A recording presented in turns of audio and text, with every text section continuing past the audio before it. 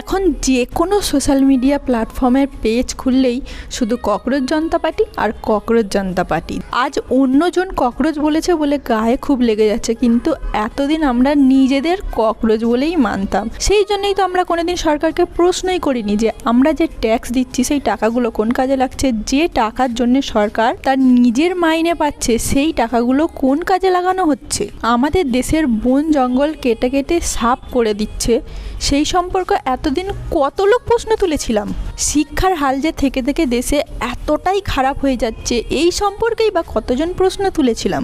আজ হয়তো লোকের কথায় গায়ে লেগে গিয়েছে বলে হো হো করে সব একদিকে দৌড়চ্ছি, কিন্তু আমরা নিজেরা কি ভালো? আমরা নিজেরাই তো নিজেদের মতো ধর্মযুদ্ধ করে চলেছি। যতদিন না দেশে ধর্মযুদ্ধ থেমে যাচ্ছে, যতদিন না দেশের শিক্ষার হার বাড়ছে, ততদিন কিন্তু এই দেশের উন্নতি হবে না। কেউ পারবে না কিছুই চেঞ্জ করতে। তাই আমার মতে কিছু চেঞ্জ করার আগে সর্বপ্রথম আমাদের দেশ থেকে ধর্মযুদ্ধটা থামাতে হবে।